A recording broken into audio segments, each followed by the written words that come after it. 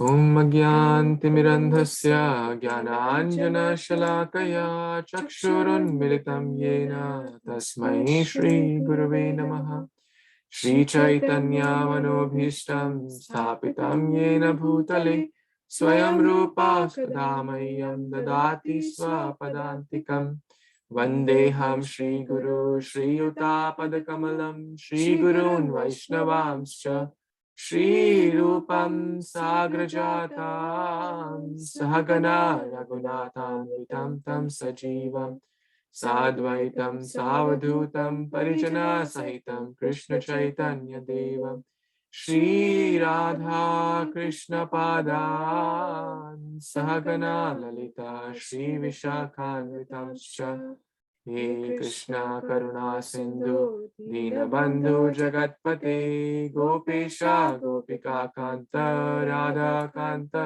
Namostate Tapta Kanchana Gaurangi Radhe Vrindavaneshwari Vrishabhanu Devi Pranamami Hari Priye Kalpatarubhyascha Kripa Sindhubhya Evacha Patitanam Pavanebhyo Vaishnavebhyo Namo Namaha Namaha Pankaja Nabhaya Namaha Pankaja Maline Namaha Pankaja Nestraya Namaste Pankajangri Krishnaya Vasudevaya Devaki Nandanaya Cha Nanda Gopa Kumaraya Govindaya Namo Namaha Namo Vishnupadaya Krishna Prishaya Bhutale Srimate Bhakti Vedanta Swaminiti Namine Namaste Saraswate Deve Gauravani Pracharine Nirvishesha Shunyavadi Paschat Deshatarine Mukam Karoti Vachalam Pangum Langayate Girim Yat Kripatamaham Vande Shri Guru Dinatarinam Gurave Gaurachandraya Radhikaya Tadalai Krishnaya Krishna Bhaktaya Tadbhaktaya Namo Namah Jai Shri Krishna Chaitanya Prabhu Nityananda Shri Advaita Gadadhar Shivas Adi Gaura Bhaktavinda Hare Krishna Krishna Krishna Hare Hare Hare Rama Rama Rama Hare Hare Hare Krishna. So thank you again to all the worshipable devotees for joining. So today we will start chapter number 10. And the essence of the essence, the middle two chapters, if you remember, so chapter 9 and 10 are the most important chapters. Every chapter is very important, but some are more important than others. Why? Because the middle section of Bhagavad Gita talks about Bhakti Yoga, specifically chapter 9 and 10 talk a lot about Bhakti Yoga. So last time we discussed the most important words of Bhagavad Gita. Anyone remembers that? What's that verse which we discussed last time in great detail? Yes, Ravi Prabhu, please. Hare Krishna Prabhuji.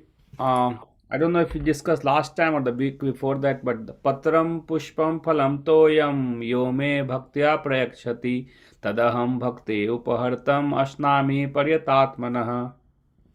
Very nice. Thank you so much. So that's certainly a very, very important verse. Last time we discussed this verse 9.34, where Krishna says, Man mana bhavamad bhakto madhyaji mam namaskuru. Become my devotee. Engage your mind in me. And then render service unto me, offering prayers. So mam namaskuru, and offer prayers or obeisances. So one who does that, what will happen? One who basically engages one's gross body and subtle body, one's hands, legs, and eyes and nose, etc., referring to gross body, and the subtle body referring to the mind, intelligence, etc., by thinking about Krishna, then that person, mam eveshyasi yuktvaevam atmana matparayanaha, one will come to me for sure. But is it easy to do so? Right? Is it easy to do so? Not always, until we hear about Krishna.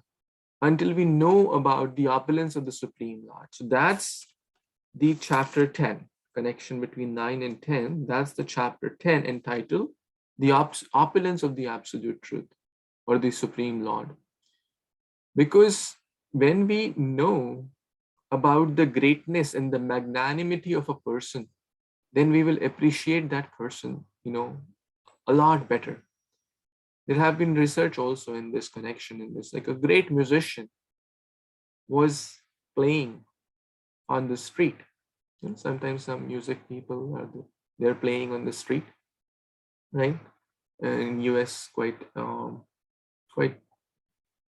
easy to see those sites that someone they're like basically street musician. They're not I don't know the big musician names also, but they don't have like a worldwide fame, right? They may be a little bit, they may be doing some gymnast, or they may be doing singing on the street. But one time, a great musician, I forgot the name, and maybe it was Elvis Presley, very, very famous singer and musician. So he was doing this performance on the street, but his face was covered. That means he had disguised himself. And yes, and then some people throw some coins, a $quarter, a dollar, or few coins, few notes, not hundreds or thousands, but a few notes, few coins. So after 2 hours, he collected like $30, right? After 2 hours of his performance, he collected $30, which is very, very minimal. The same singer, the same musician performing, people pay $300 per head to get the ticket, right?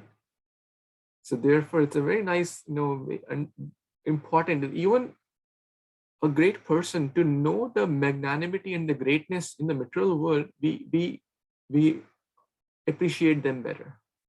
Therefore, when we understand more about the Supreme Lord, then we will appreciate the greatness of the Lord, and then we will be able to take shelter of the Lord. So with that note, we will begin chapter 10. And like always, if anyone is interested to read, please, you can raise your hand and then you'll get chances to read. Okay, Sampada Mataji, please, you can begin text number 1. Hare Krishna. Shri Bhagavan Vacha Puya eva Mahabaho Shinu me Paramam Vachaha Yatyaham Priyamanaya Vakshyami Hitakamyaya. Translation by His friend A.C. Bhaktivedanta Swami Prabhupada, Shubha Bhakti. The Supreme Personality of Godhead said, "Listen again, O mighty armed Arjuna. Because you are my dear friend, for your benefit I shall speak to you further, giving knowledge that is better than what I have already explained." Hare Krishna, Prabhuji, back to you. Hare Krishna, thank you so much. Prabhupada is making, all the purports are excellent, but let's read, someone can read this section of the purport. Yes, Rashmi Mataji, please. Please unmute first.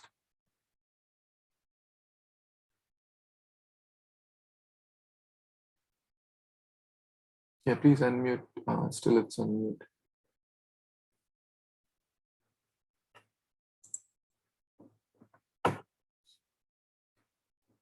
Krishna, Krishna. Yes, Mataji, please. Unmute. Yeah, it's good now. Please read. Okay. Hare Krishna, purport. The word Bhagwan is explained. Can you please read the second paragraph, please?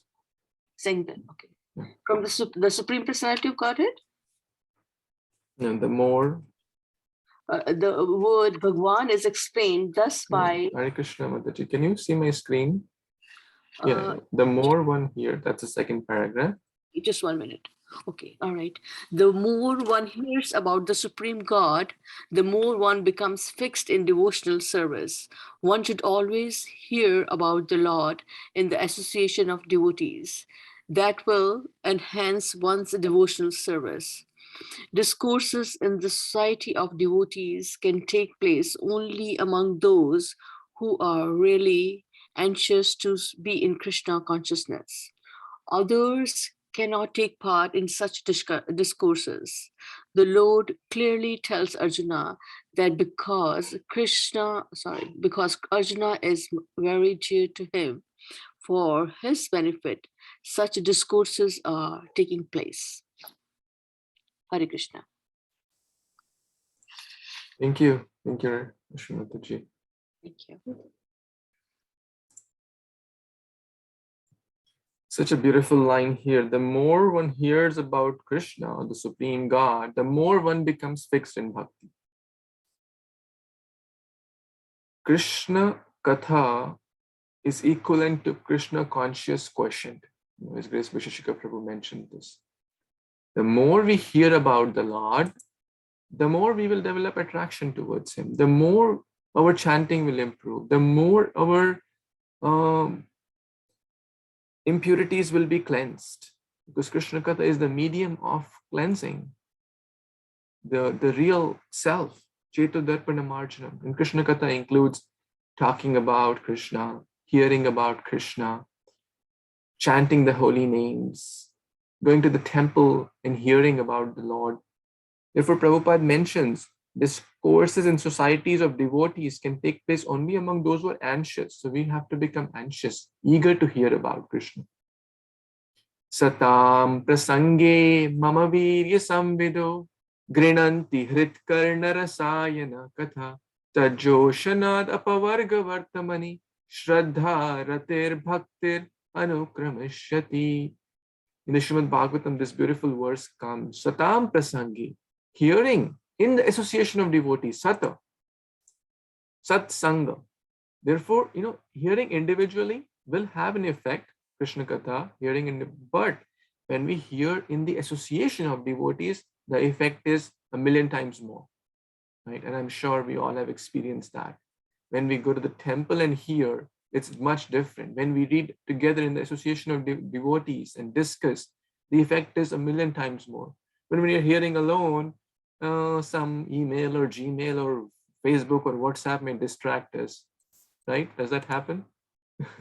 It happens all the time. But when we are in association, we are each one is inspiring others to hear better, right? Doesn't that happen when we are in good association?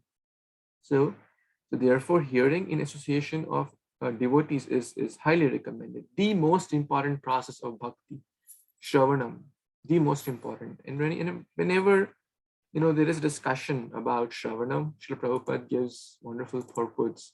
In this verse also, Krishna is telling, now you shrinu. Chapter 7 also began with this verse, or similar verse, that I'm giving you the very secret knowledge, Tat Shrinu, now you hear. In chapter 10 also beginning. So again and again, while, and actually I recently asked this question to His Grace Gauranga Darshan Prabhu. Did Krishna tell Arjuna, okay, I'm about to begin chapter 7, I'm about to begin chapter 10, I'm about to begin chapter 9. How does this, chapter, like 18 chapters, did Krishna say, like in 48 minutes? All this conversation was going about 42, 40, 50 minutes. There was a dialogue going on. So who gave these chapters? How these chapters are classified? They give a wonderful reply that our acharyas have given. And now one may question, who are acharyas to give this, right? Because acharyas are close to Krishna. Like for example, if I ask, can you give me that, right? And Manjulali will understand right here that, oh, I'm asking for a water bottle, right? But will any one of you understand? You are far, you may not be able to understand, right? Until I clearly tell. So the acharyas or devotees are very close to the heart of the Supreme Lord. So they are able to understand the heart of the Lord and they know what Krishna really means. Therefore, this Bhagavad Gita is called Bhagavad Gita as it is. Where a great acharya like Srila Prabhupada, who has taken reference from other acharyas like Vishwanath Chakravarti Thakur, Baldev Vidya Bhushan, and Madhvacharya, and Ramanujacharya, etc. And when we see that, Prabhupada quotes so many times those acharyas. So hearing process is very, very important. Very, very important. You are paramam vacha. So this paramam vacha here, my param means topmost. Krishna is giving the essence. Priya. Why? Why Krishna is giving Arjuna? Because because Arjuna is dear. Those who are dear to the Lord, or those who are devotees of the Lord, can only understand this message. And what is this real message? This is for hita. Hita means benefit. By hearing this message of the Supreme Lord, Arjuna will be benefited. Right? Is that correct? What do you say? We all will be benefited. Arjuna is already a great soul. Arjuna is just a via medium. So by hearing this message, Prabhupada later mentions, by hearing the message of Bhagavad Gita, Bhagavatam, etc., in the association of devotees, we will be benefited. And this is the foremost feature. Like in ISKCON, there are classes in the morning. You go to ISKCON temple, there's Bhagavatam class, in evening Bhagavad Gita class, so many classes, kids classes, adult classes, Bhagavad Gita class force, so many shastras are there. Education, ISKCON is an educational institute. In other temples, etc., you may go, but there is more on the level of some rituals, etc. With no offense to anyone, but they are not deep. There's not well laid, structured education about God, right? But in bhakti begins with training. Like when we go to a school, we learn about the different aspect. So here Krishna is giving the topmost knowledge and asking Arjuna, and through his medium all of us, that we must hear it attentively for our benefit.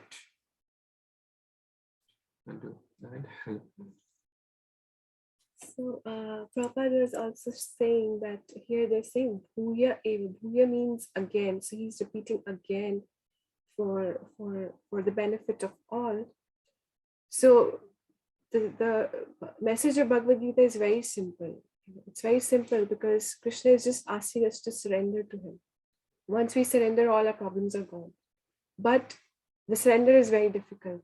We want to hold on to our things. We want to hold on to whatever we want to hold on to. So it becomes very difficult. So Krishna is repeating again and again and again. And he's calling Arjun Mahabaho. Baho means arms. Maha means, he can fight with many at a time, like thousands and thousands. So it indicates that the strength, So Prabhupada is explaining that for pursuing spiritual life, we have to be strong. We cannot be weak-hearted, because there'll be a lot of obstacles. There'll be a lot of challenges. So we have to learn to face to them. And for that, we have to be strong. We cannot be like weak-hearted. So therefore, he's calling Arjuna Mahabaho. And then Bhuya Eva Mahabaho, Shrinu me param vacha. Hear this message again from me. And it's only for your benefit, because you're very dear to me. So this is a supreme message where Krishna is going to talk about himself a lot. Because in 6th chapter, when he was ending 6th chapter, he said, Yoginam api sarvesham, the best yogi is one who's absorbed in me. So that we cannot love anyone or be absorbed in someone whom we do not know. So Krishna started talking about himself from 7th chapter. And in 10th chapter, he's going to talk about so much about himself. And so people who are not very close or not very anxious to know Krishna, they feel he's boasting about himself. Just as when we have a child and we just keep talking about a child, my child did this, my child danced, he got so many awards and he did that. So people who don't have love for the family, for our family or for our children, they'll be like, why is he like boring me? I don't want to hear this. It's just too much.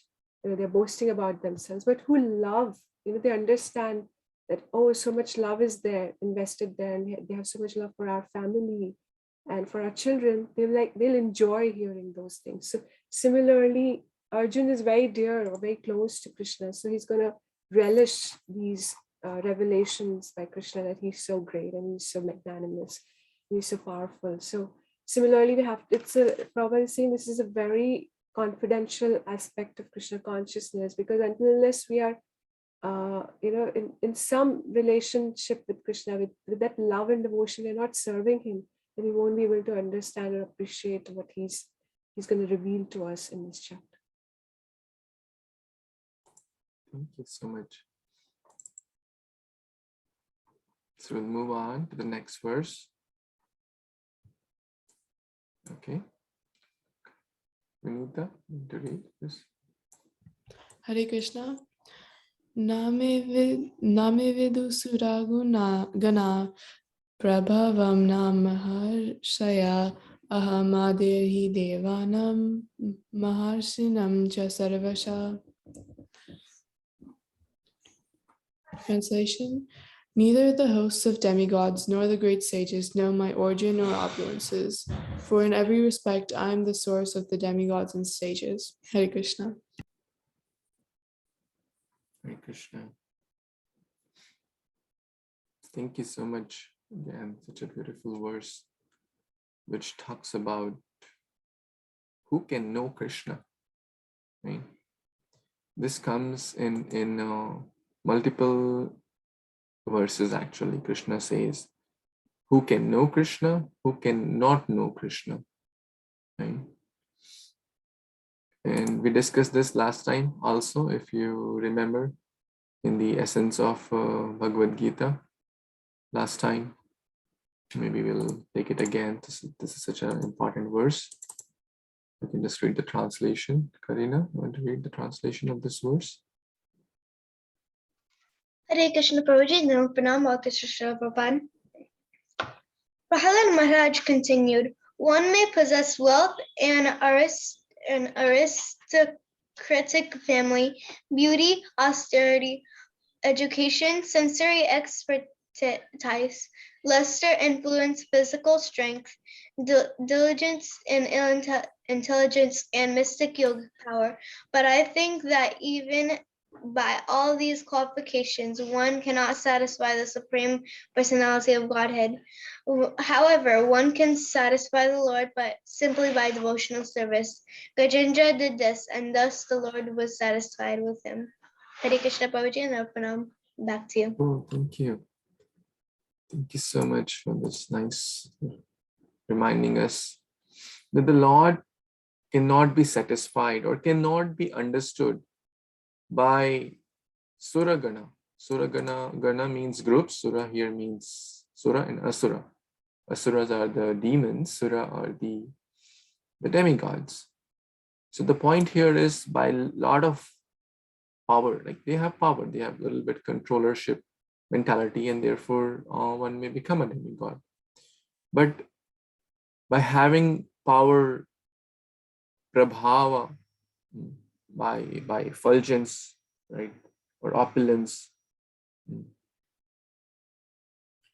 or by learning, Maharishi, becoming a great learned scholar, like the famous story in South India when Lord Chaitanya went to South India. This Brahmana, this poor illiterate Brahmana, was trying to read Bhagavad Gita.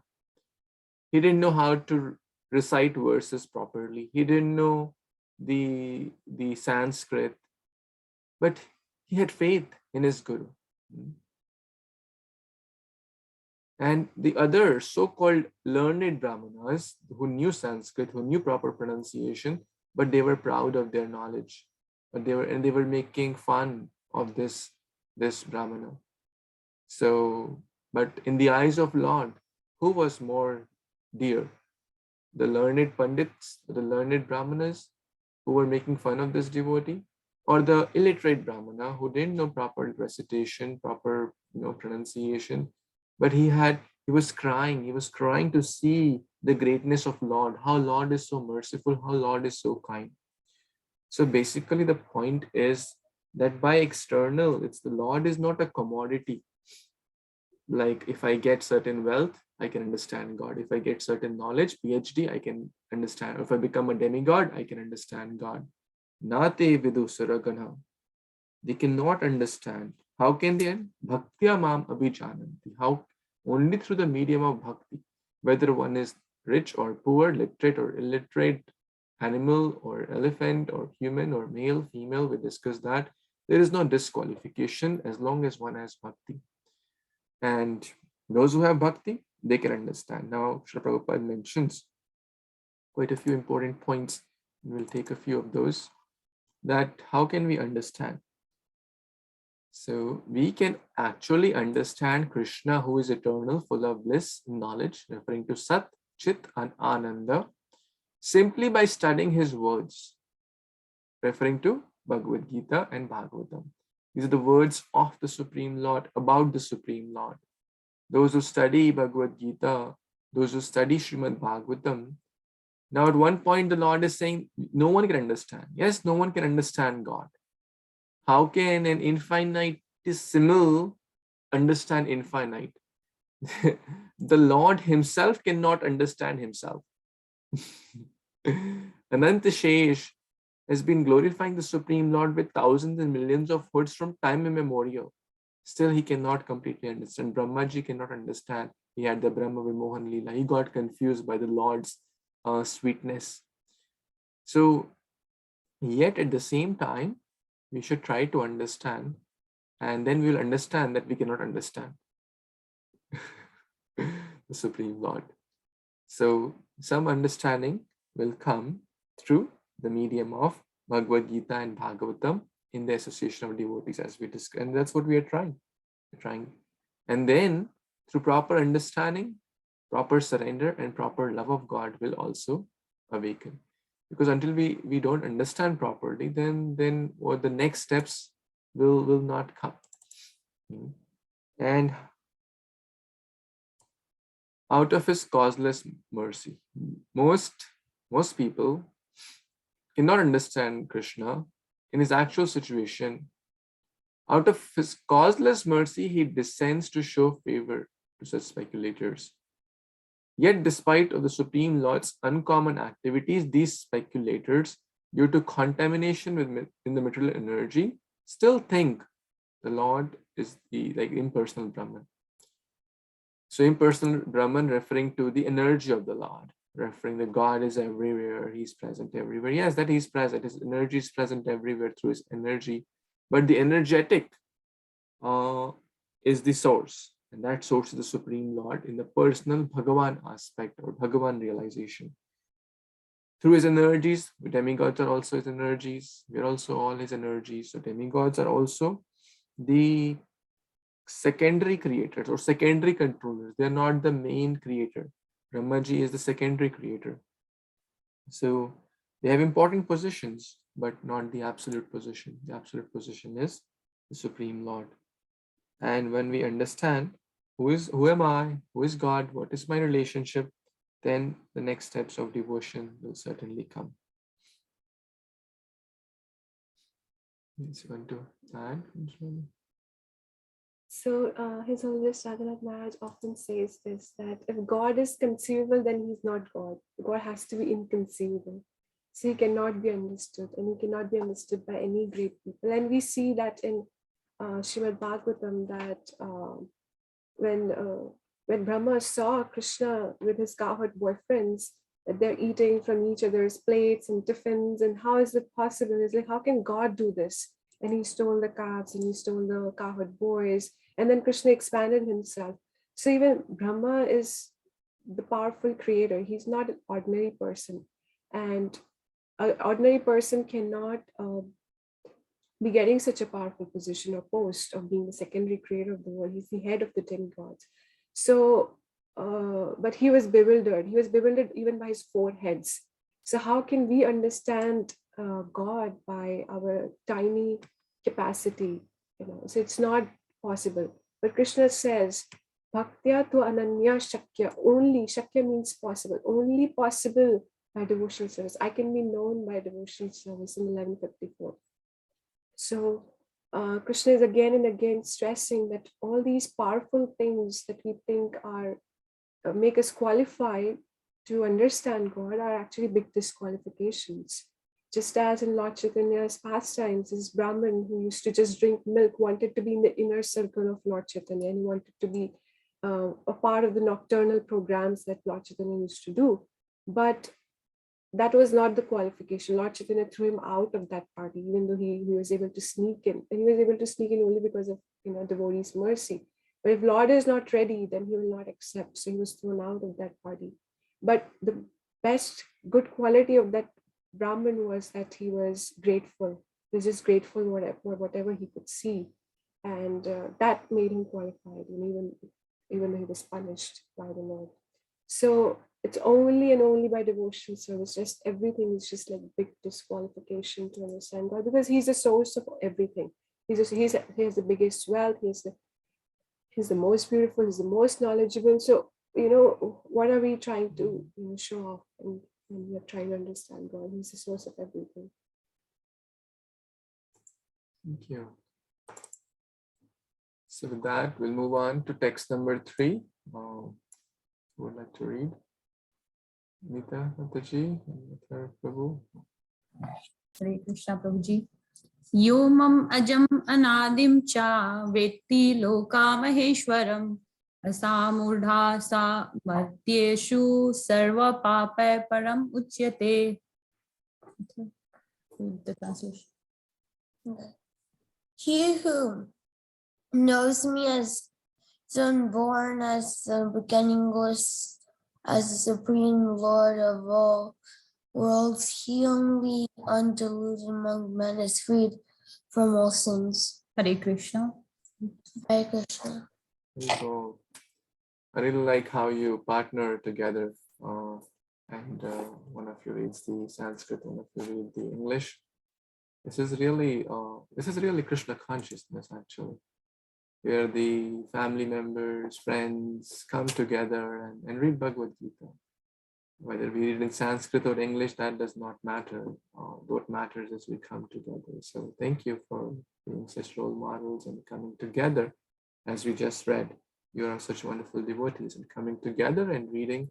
I see so many families here, which is excellent. So everyone, Gita is for everyone, whether we are 2-year-old or 200-year-old or anywhere in between.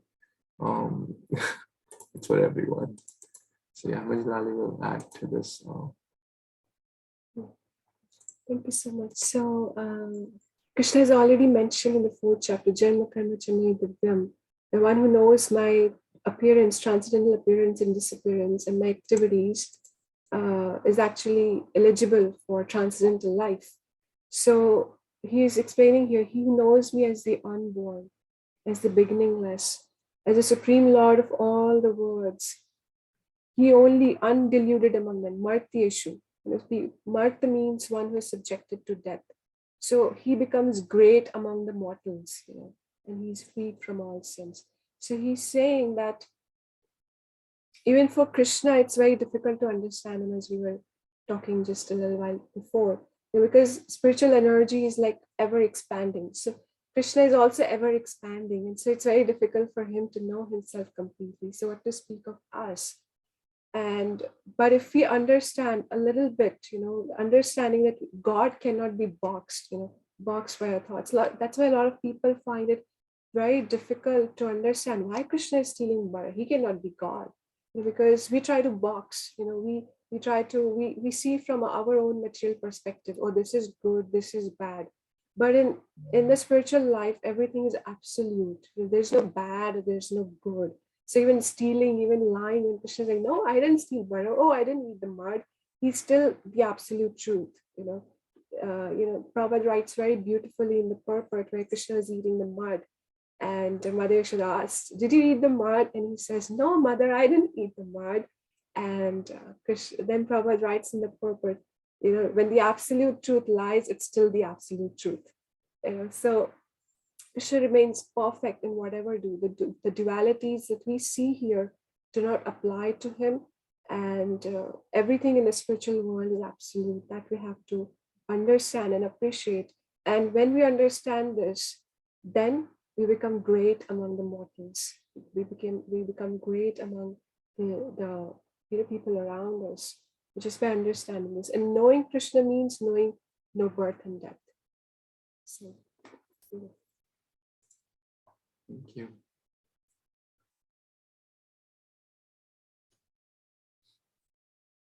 In the Srimad Bhagavatam, We are reading this section currently, Canto 10, Chapter 2, 3, how Krishna was born or appeared. It's not like how an ordinary child appears or born gets, ordinary child does not choose one's parent or the city or the state or the country they are born in. They are crying, they are naked. But Krishna appears with this wonderful transcendental Shankha, Chakra, Padma, etc. It is mentioned in the Srimad Bhagavatam that when child is born, people do astrology and horoscope and this and that, or what will be the future. They try to kind of go to the astrologers to get some future for the child. But it is mentioned that all the nakshatras, all the planets, they orient themselves in the right arrangement because our master is about to be born, right? Just think about when a CEO of the company is coming, right? All the managers and general managers and this are running here and there and orienting their schedule to align with the schedule of the CEO, right? Does that make sense in the material life? So the Supreme Lord is coming. Everyone, all these are different managers, water department, fire department, education department. They're all organizing and orchestrating prayers and arrangements and nature, everything just to facilitate the appearance of the Lord. Therefore, this shows that the Lord is not born like an ordinary child. Everything is transcendental. So we need the transcendental eyes. We need the spiritual eyes to see. If we see with that mundane vision, that mundane perspective, or through mundane people, because these days anyone can say anything about God, right? So many videos are there where say God is an ordinary person. Anyone can make a website, anyone can make a blog, video blog, all that stuff. But the whole point is that it should be understood in the proper parampara system. Then only we'll be able to truly understand. Then only we'll be able to truly be free from all the sins, right? One who is free from sins, the acharyas, they can give Krishna to others, and then that will help us also to be free from all the sins. Aham tvam sarva papebhyo mokshishyami ma shachaham.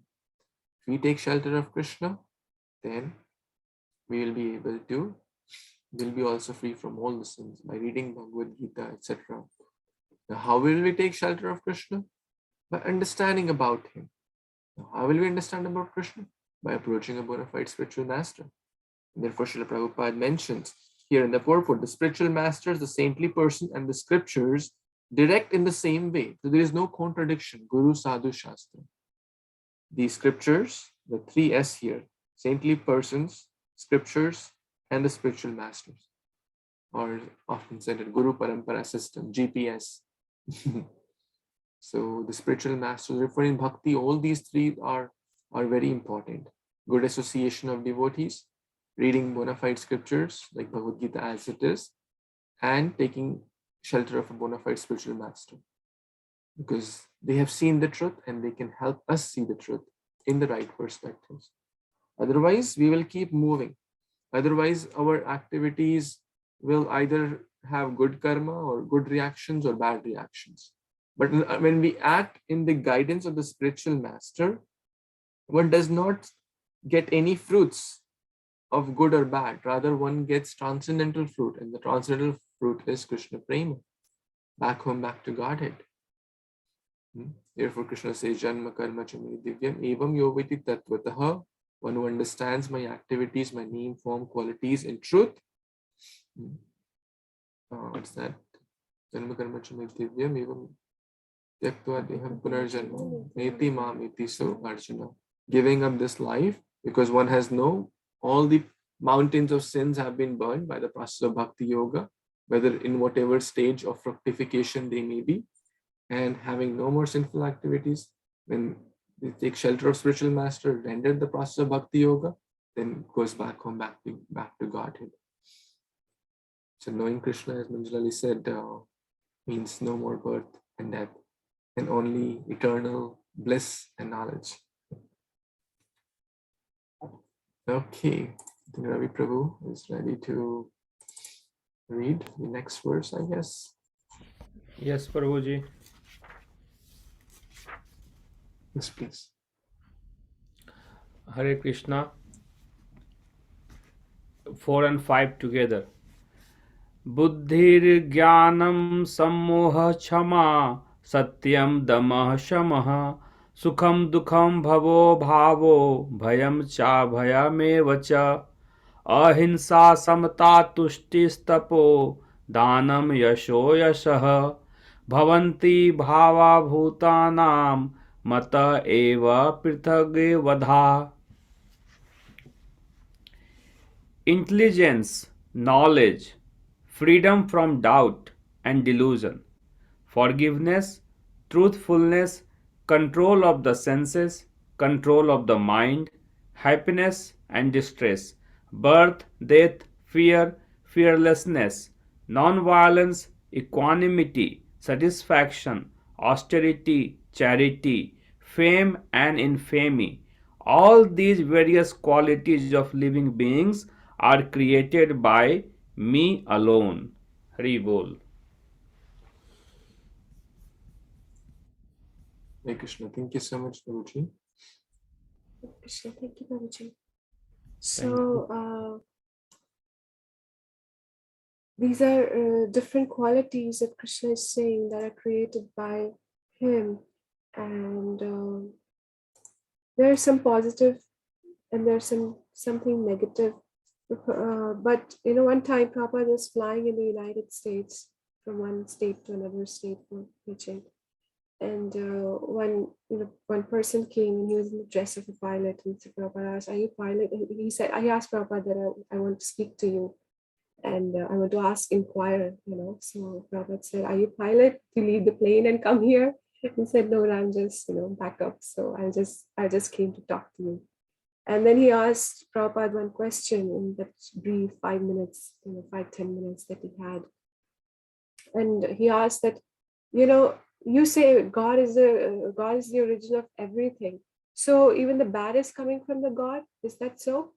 And Prabhupada said, yes and no, but you see, when you're facing the back towards the sun, then we are not facing the sun, it's a back facing the sun.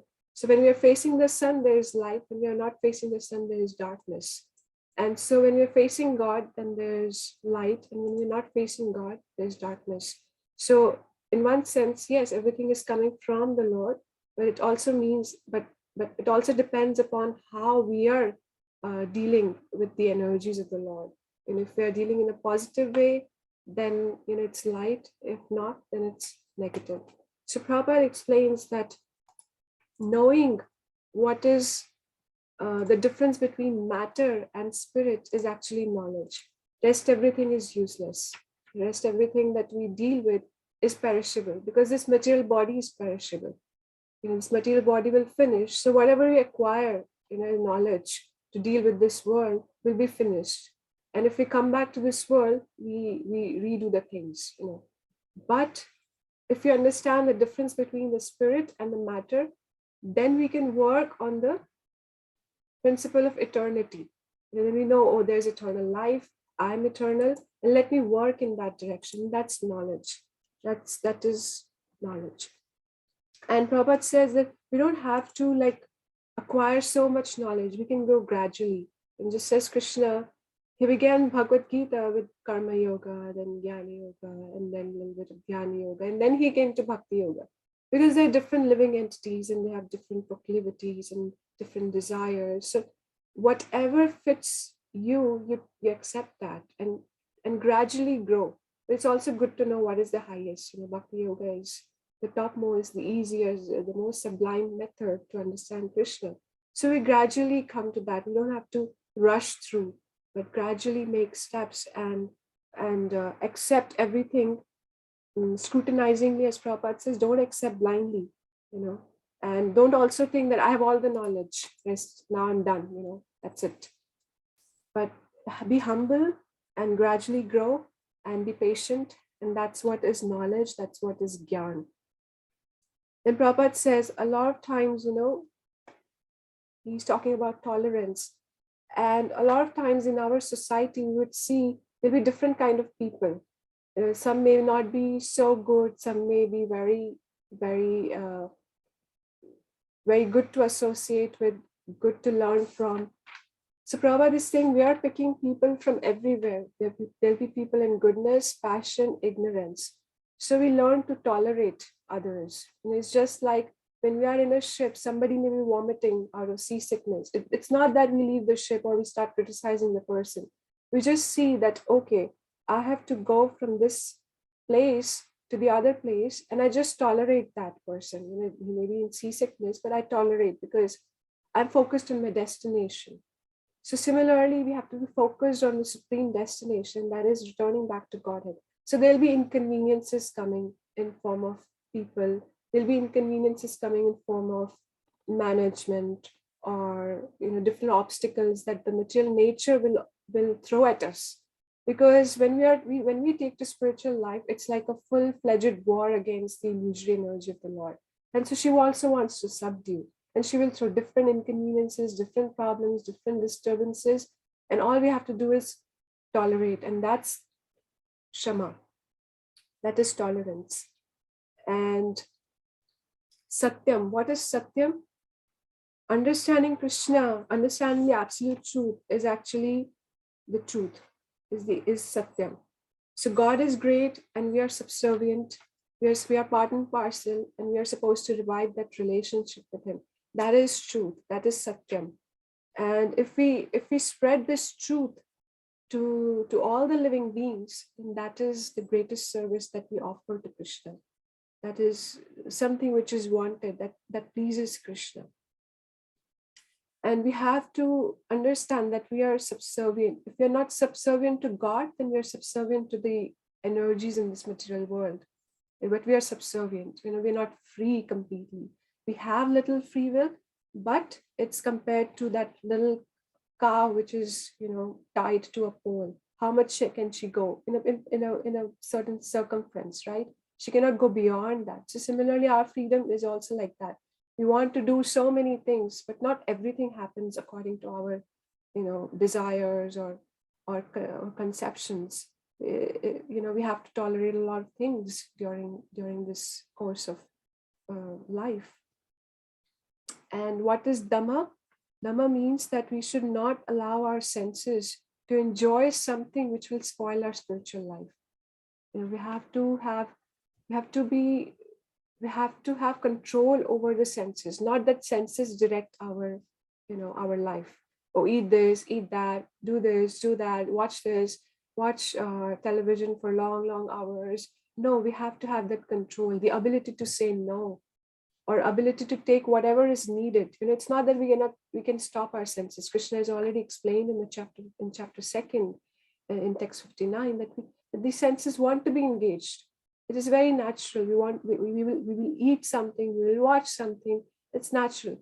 But knowing when is the limit is Dhamma, is control, over the senses. And once you've controlled the senses, Shama will naturally come, which is control over the mind. Because the senses are not agitated, the mind is also pacified. And to control the senses, best way is to control the tongue. Rupa Goswami has already explained, Vacha Vegam, Manasa Krodha Vegam, Jivva Vegam, Udaro Pasta Vegam. So we have to control the tongue. The tongue so if tongue is controlled, then all the other senses are controlled. If tongue is agitated, rest of those are agitated. So how do we control the tongue, this one sense? By eating Krishna Prasad and by chanting Hare Krishna or talking about Krishna. That is very, very easy and sublime method, tried and tested and given by Rupa Goswami. So that way we can control the tongue. And once tongue is controlled, senses are controlled, mind is controlled, mind is pacified, it can focus on Krishna and the spiritual knowledge. And that way we can cultivate all the good qualities, and we can have that equanimity in honor and dishonor, happiness and distress, understanding that my goal is something permanent. All these inconveniences are temporary and they will go. As Krishna has already said, Matra Sparshas Dukante, just tolerate. These are just seasonal changes. They will come, they will go. Thank you. all these qualities are quite big, and on each quality we can talk for hours actually. Intelligence, tolerance, fearlessness, etc. But let's read a very important line from Prabhupada's purport towards the end. Who would like to read this part? Who's not yet read? Yes. Can I read it? Yes, Kalpeshji, please. All these qualities are manifest through the universe, throughout the universe in human society and in the society of demigods. There are many forms of humanity on the other planets, and these qualities are there. Now, for one who wants to advance in Krishna consciousness, Krishna creates all these qualities, but the person develops them himself from within. One who engages in the devotional service of the Supreme Lord develops all the good qualities as arranged by the Supreme Lord. Krishna. Thank you. It's a very important point, and this comes in the Bhagavatam also. Yasyasti Bhagavati, Yasyasti Bhakti Bhagavati Akinchana, Sarve Gunai Tatra Samasate Suraha. Yasyasti Bhakti Akinchana, one who is Akinchana Bhakti, that means one who is rendering unalloyed devotion to the God, to the Supreme Lord. Sarve Gunai Tatra Samasate Sura. That means all the divine qualities, Sura, we just read the word Sura Ganaha, the qualities of the demigods in mode of goodness. Basically, these qualities are in mode of goodness, like truthfulness and austerity and tolerance, etc. Non-violence, satisfaction, equanimity, etc. So now I have a question maybe for everyone. So we are saying here, okay, bhakti will give us all these qualities, right? Right? We just read, bhakti will give all these qualities. Now, that means what should we do? So should we work towards getting those qualities, or should we just say, okay, I'll just chant Hare Krishna, and my anger will be controlled, my everything will be purified? Any thoughts?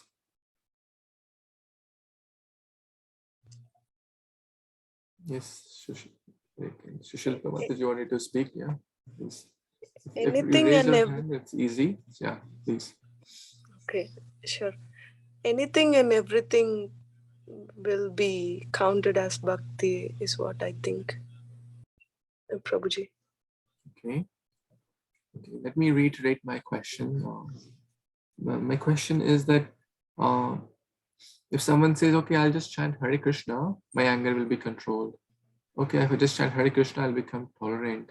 So the point is, should we just render bhakti, or should we make an attempt to develop these qualities also? Or should we say, okay, this will come automatically, I don't need to make any special endeavors to it? That's my question. Ravi Prabhu, what's your thought? Yes, Prabhuji. We have to make an attempt, but we have to also chant, because once we chant, that is our understanding. Okay, you are basically focusing on Krishna and surrendering to him. So when the situation comes where we get angry, or say when we get greedy, that time the application is not going to come automatically. That is where the attempt is needed. So when I'm getting the anger, that time I have to realize, okay, I have chanted, I have done my practice. Let me start chanting now instead of getting angry. So in nutshell, the answer is both are needed. You have to perform devotion to get the background, and then when situation arises, we have to apply to get the benefit. Excellent. Very nice. Let's understand on this whiteboard. So on one side, what we are saying is devotional qualities, right? Like tolerance, freedom from anger, equanimity, etc. I mean, you get it, right? What we just covered here. right? So that's like one side. Other side, we are saying, okay, one is the bhakti yoga or devotional service, which is reading, Krishna consciousness, hearing, chanting, etc. Right. So now, what should a sadhaka focus on first?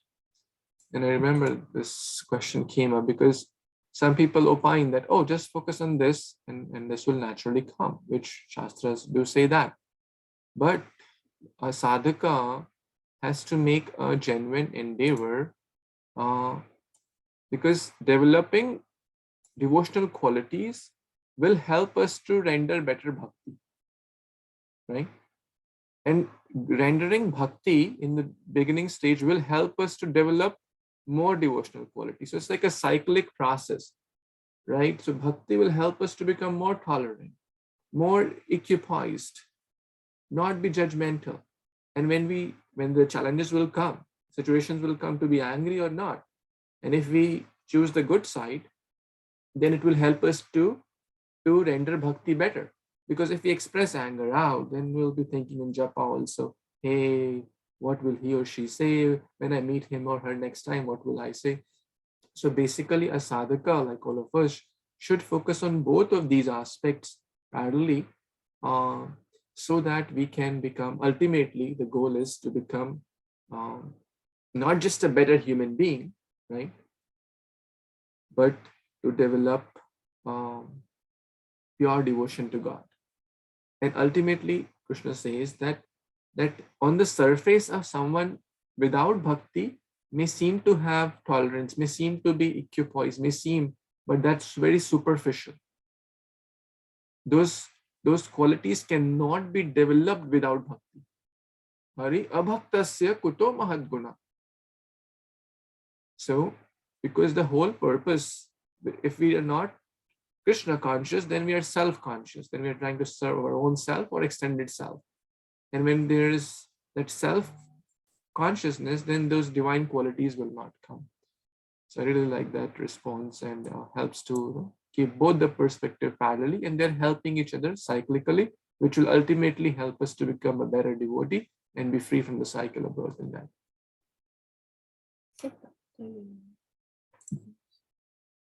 Yeah, Damodar Leela.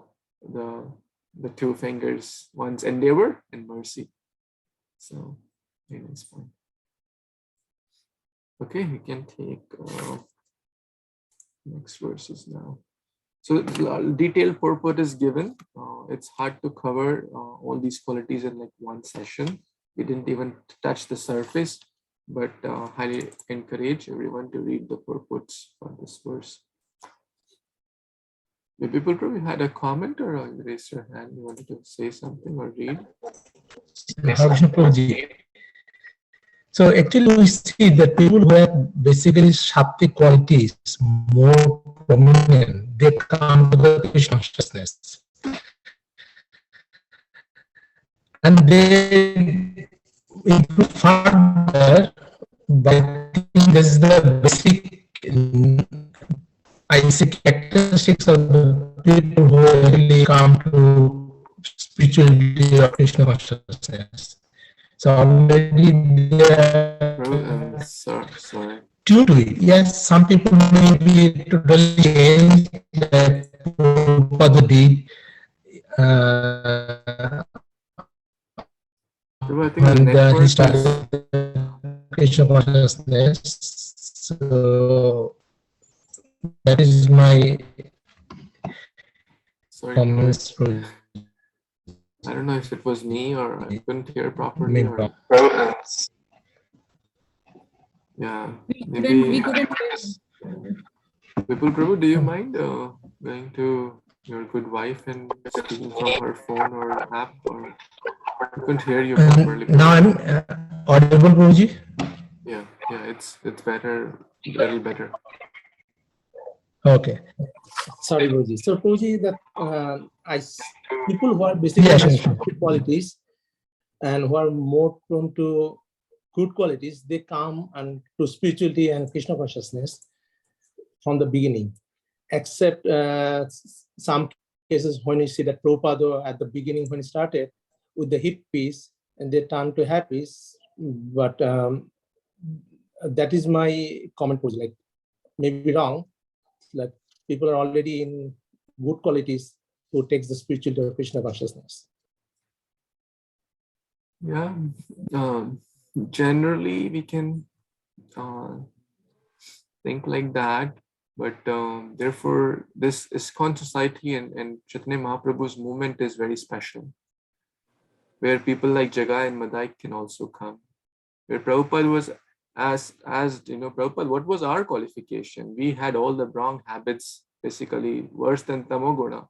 Prabhupada said, I made your qualification. So Prabhupada, through prasadam, through books, ISKCON society is distributing thousands of millions and trillions of books and millions of plates of prasadam. So street sankirtan, therefore all these are important. Even someone maybe in the, pretty much nowadays majority of the population is in mode of darkness only, right? Look at the habits, look at everyone is in, practically meat eating, intoxication, bad habits are so rampant. So majority of the population is in the mode of darkness, mode of tamoguna. Therefore, yes, it is easy, it is easy to progress from, therefore we have to uplift our habits as Prabhupada is mentioning, like rising up in the morning. Rising up in the morning is a mode of goodness activity, right? And taking bath. Not everyone takes even a bath every day, what to speak of multiple times a day, right? Therefore, perfumes were invented so that people can just, spray some perfume and then no need to take bath, right? So this is taking bath is not like a transcendental activity. It is a mode of goodness activity taking in the morning. So those who do that, certainly their chances are higher. But bhakti does not discard or take the other people out, because this is Lord Chaitanya's causeless mercy, giving the highest thing to the least deserving. So we should also not judge. The main thing is openness, right? Openness. Sometimes a person, even these are called chains, chain of goodness, chain of passion, and chain of darkness. Sometimes could be so bound in even goodness that they may not listen to devotees or not be open to listening to devotees. No, I'm fine. I'm retired. I'm fine. I get my pension. Mode of goodness. I go do for morning walk with my friends. I don't need to go to anything. Bhagavad Gita. We have Bhagavad Gita. Yeah, we are pious people. We have Bhagavad Gita. It stays in the closet, nicely packed in red cloth.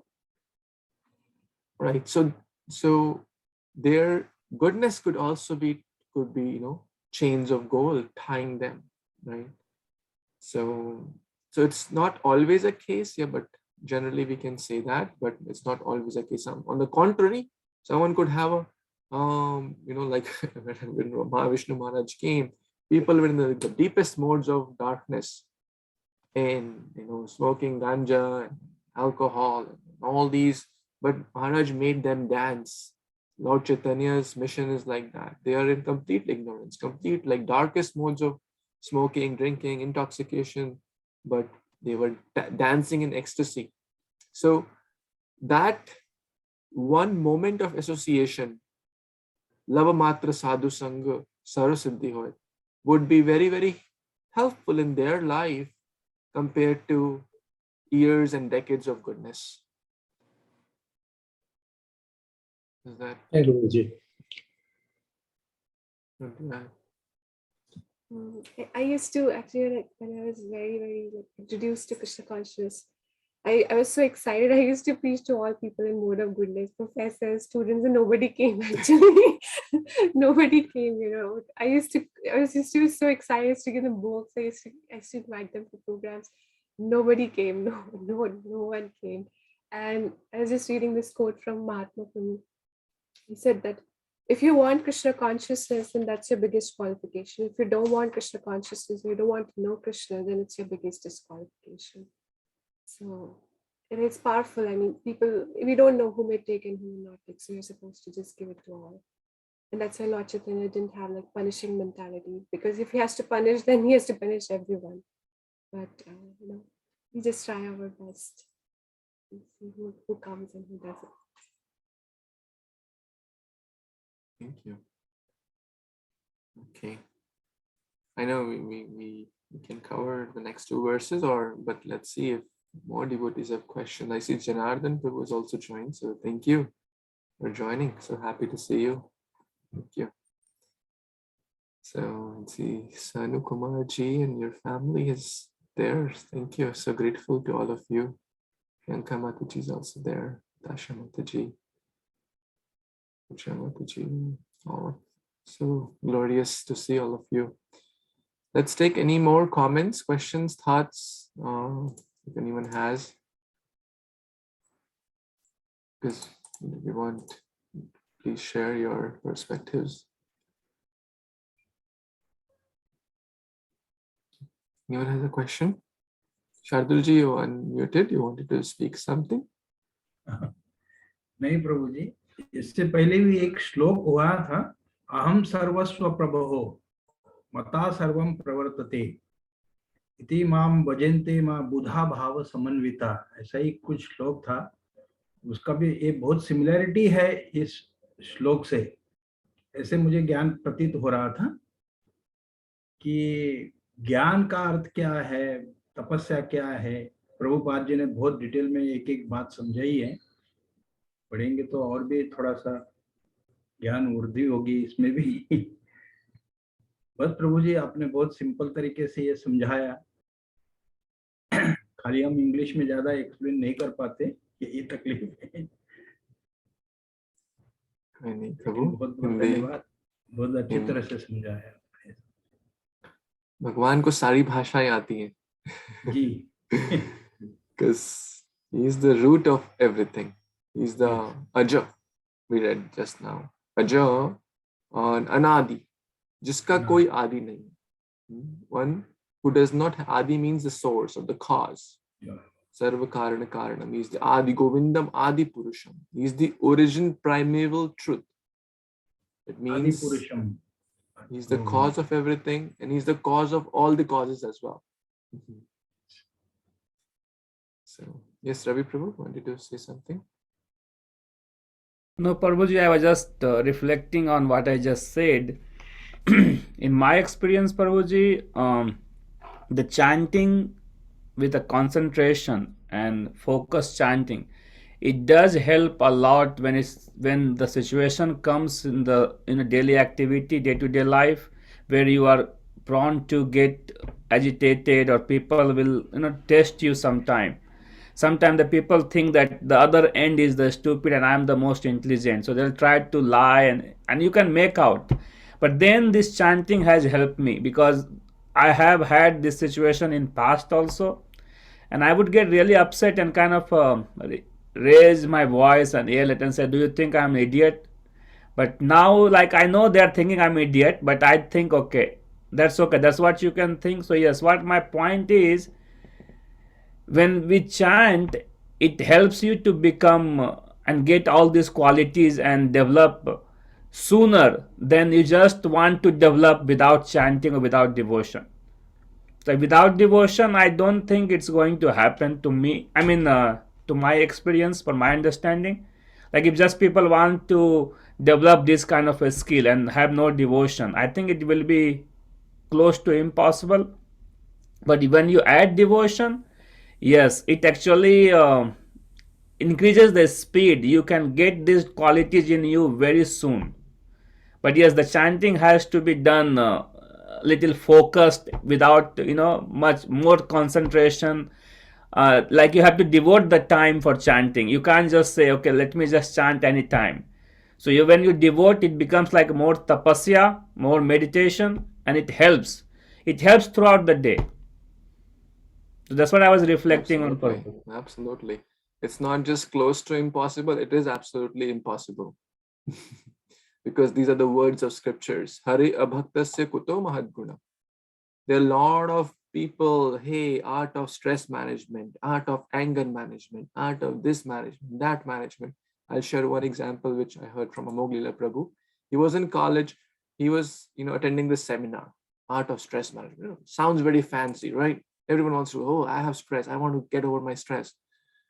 So everyone, people speak big things, fancy words, fancy presentation, and this and that. Karlo dunya muthi mein. You can do whatever you want. You are this. You are that. You have all that fancy stuff.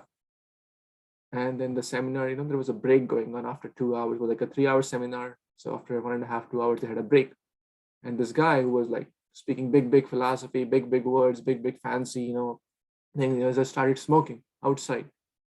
And there's Amoglila Prabhu, before he joined International Society for Krishna Consciousness, who's a wonderful devotee.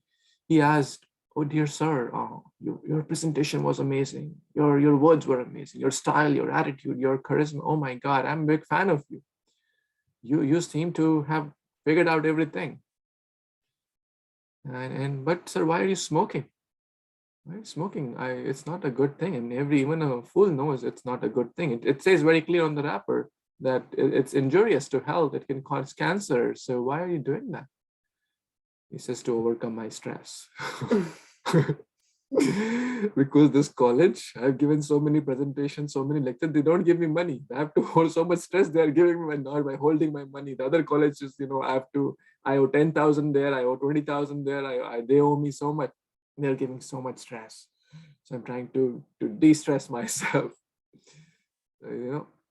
False, like empty bullets. When there is no substance inside, the real substance is bhakti, as you said. This is the real immunization, right? As you rightly said, that when we chant Hare Krishna, when we read, when we hear, when we contemplate, when we try to apply these teachings, and then the viruses of the world will come. Someone will speak agitating words. Someone will try to hurt us mentally, physically, or emotionally by speaking harsh words, or provocations may come, temptations may come. Where will that strength to say no to the bad and yes to the good come from? That comes from bhakti. Saying no to the bad and saying yes to the good, that comes from feeding the good dog of bhakti. Otherwise, there is no internal strength. The knowledge may be there that smoking is bad for me, but where is the strength to say no? That's missing. The knowledge, everyone knows smoking is bad. It's not a kind of there's no doubt there. Even the company has put right there on the wrapper, in case anyone has doubt, the manufacturer has put it. But still, there is no internal strength to say no to the bad and yes to the good. So that comes from building immunity. And Prabhupada mentions this is real vaccination.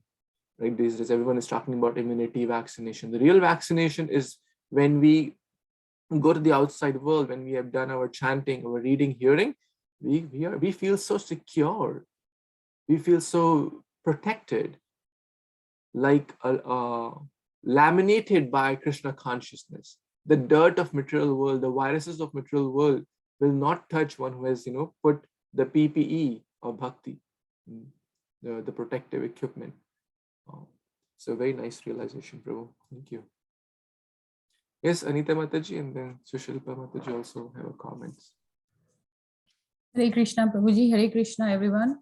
So just wanted to share my realization. In addition, like whatever we learned just now, it's like just in addition to everything what we learned just now. So Prabhuji, when we chant and when we are in devotional service, we become more close to Krishna. जैसे होता है ना कि अंधकार से आप प्रकाश में जा रहे हैं तो अंधकार अपने आप हटता जाता है. You get more intelligence, and with that intelligence, like of course Krishna is giving that intelligence because you are becoming more close to Krishna, and then you tend to do all right things in life. So that is what my realization is, Prabhuji. Otherwise, though, like there are so many enough things in the world to be just absorbed in your own self, be selfish, just take care of your own good and just be happy. But when you are getting close to Krishna, he gives you intelligence to, do more right thing, which is more appropriate. Absolutely. Quoted the verses of Bhagavad Gita actually, that with those who are absorbed in bhakti, Krishna illuminates their heart with the light of lamp of knowledge, and he gives the dami buddhi yogam tam. He gives them the intelligence and the strength. Don't do this or do this based on the right choices. So thank you. This is very nice to hear your experiences. Thank you.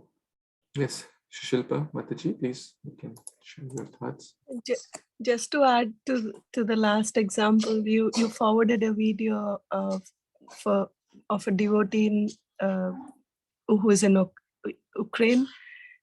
So much positivity from him, a lot of positivity, right? A lot going on in his world around him, but then so much confidence, and that confidence comes from the devotional service, the belief in God, and so much inspiration, truly.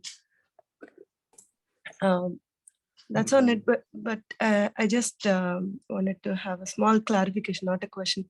Mataji was saying earlier that Krishna himself Lord himself is doesn't know what he knows what he is, but he's infinite, right? Nobody can understand what fully Krishna is. So how do we take that? Is it like, yes, kirtanas, chanting, association with devotees, everything that we are doing will give some level of understanding on what Krishna is, but how do we take that Krishna himself is so expanding, and do we really have to know the complete expansion of Krishna, or whatever that we are doing would give that consciousness of fullness?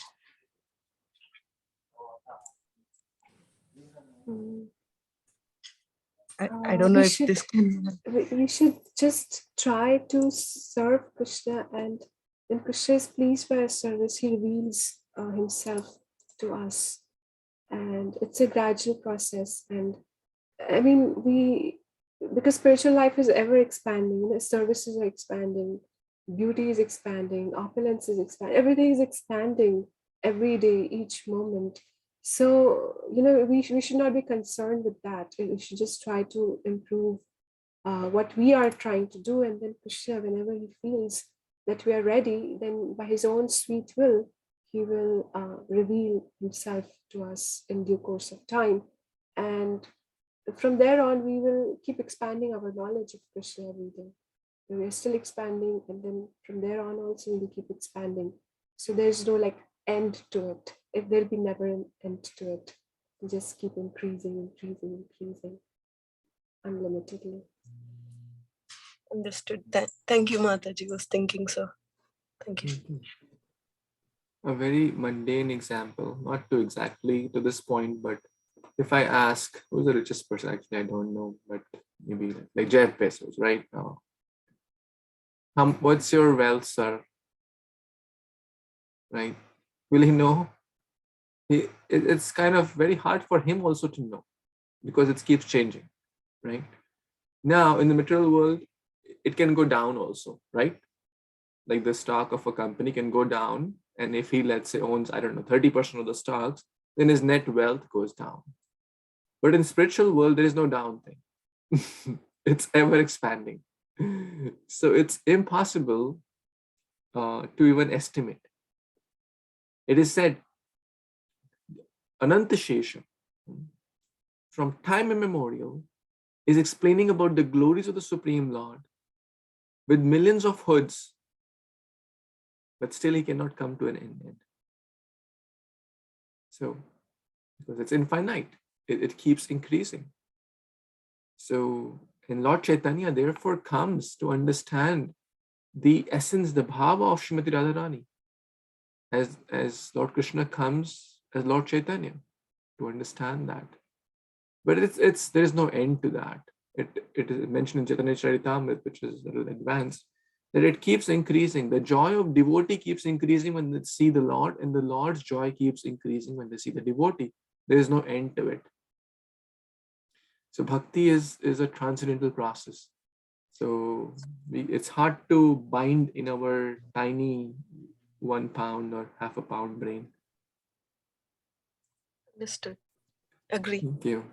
I think the satisfaction that we receive is the fullness. I think that's how it feels, right? When we feel satisfied, when we connect to God, the devotion and the satisfaction we get, that's what implies as fullness at that stage. And then when we go to a next level, there we get the satisfaction of fullness again, right? So thank you. That's wonderful. Thank you for sharing your realizations and experiences. It's amazing. Okay, I know it's 10:35 EST, so we will wrap up here and continue next week from next verse.